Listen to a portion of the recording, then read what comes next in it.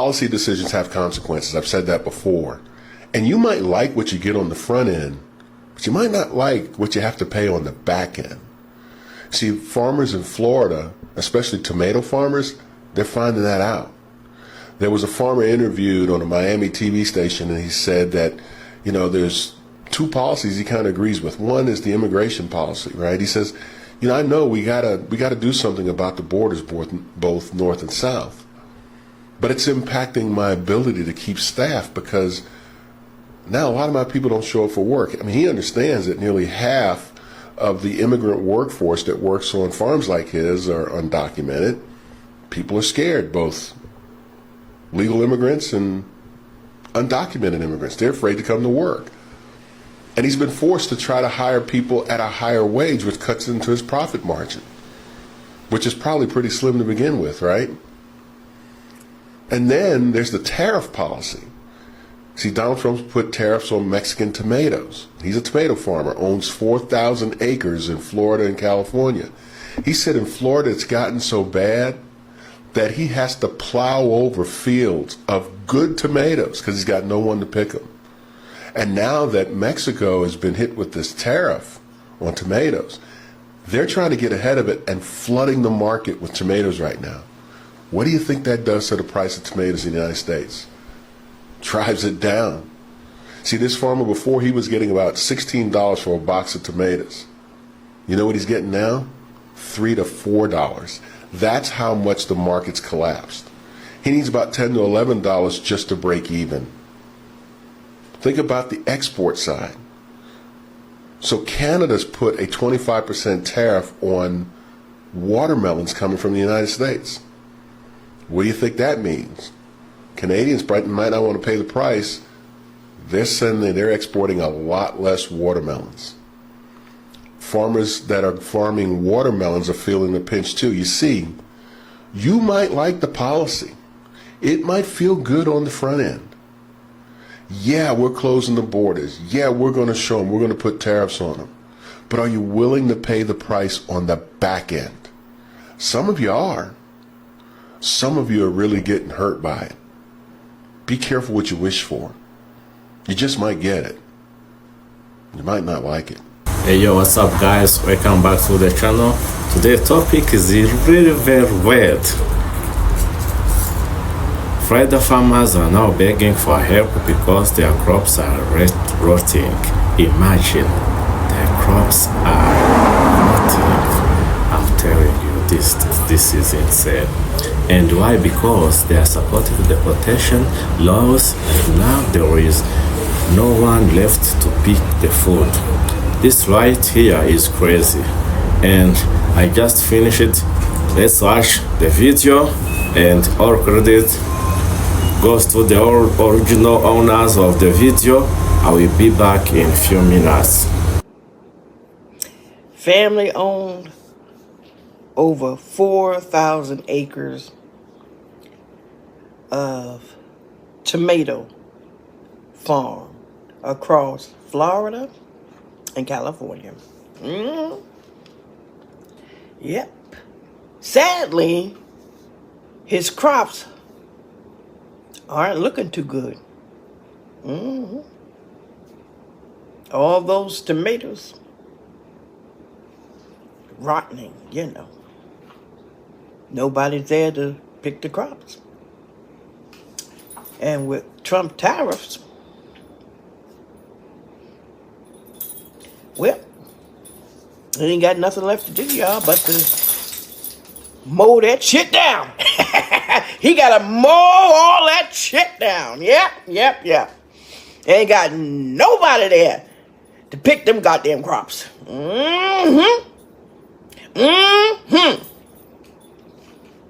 Do I feel bad? No. Because that's what he voted for. He voted for Trump. A Trumper. All that shit wasted. All those goddamn tomatoes gone to garbage. They wasted. All because of that vote for Trump.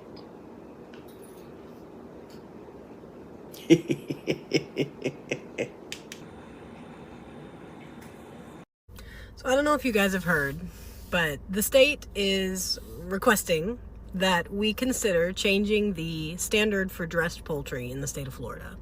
And the definition would change from what it currently is, which is the neat little package, no innards, no head, no feet. Just what looks like a standard chicken you'd buy at the grocery store, a whole chicken, to a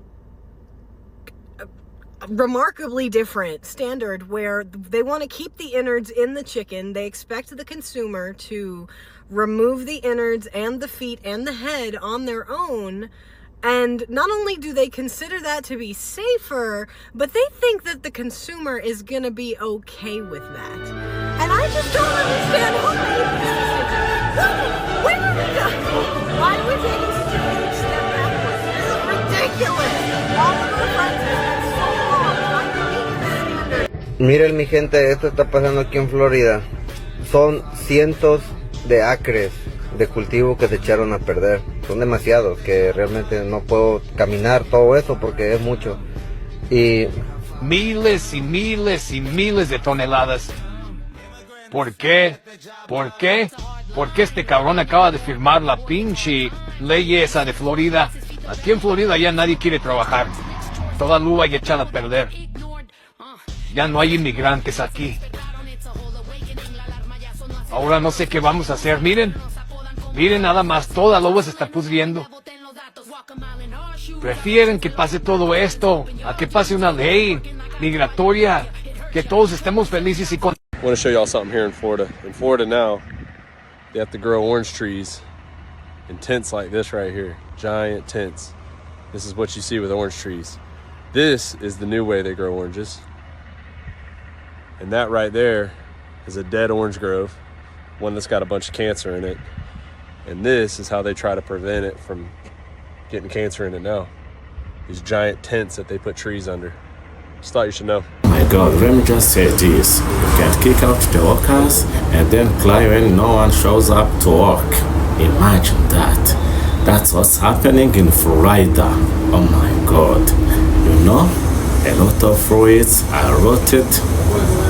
Everything there are rotted. Farmers back there's laws, deport undocumented immigrants, but now the same workers, they push it out where the ones keeping the farms alive. Oh my God, this is very insane. Now the food is dying. Oh my God, this is very crazy.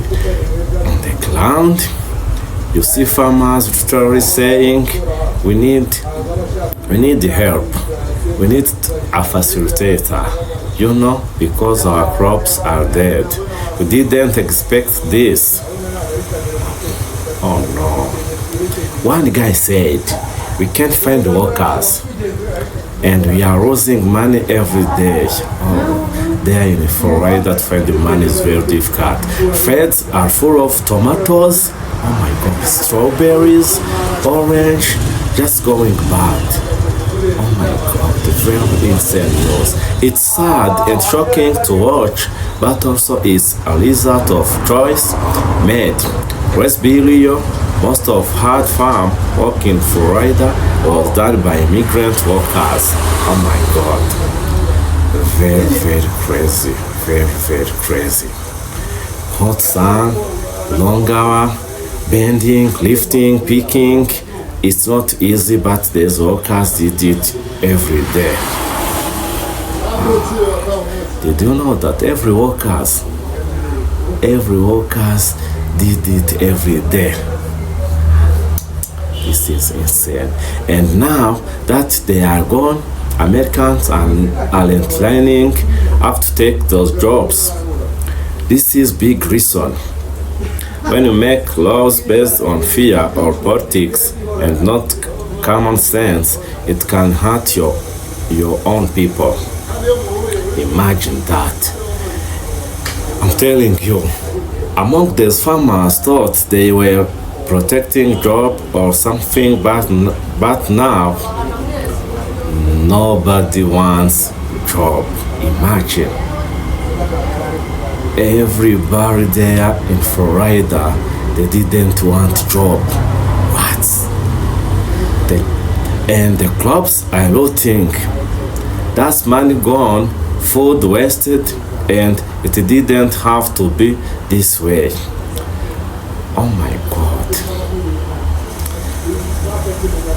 This is very crazy.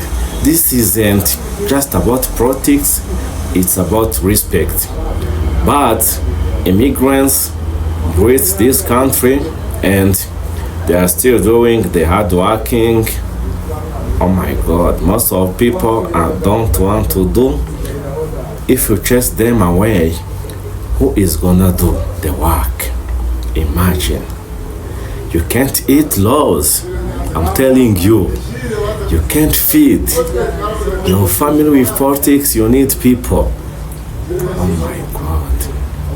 This is not understandable. You need workers.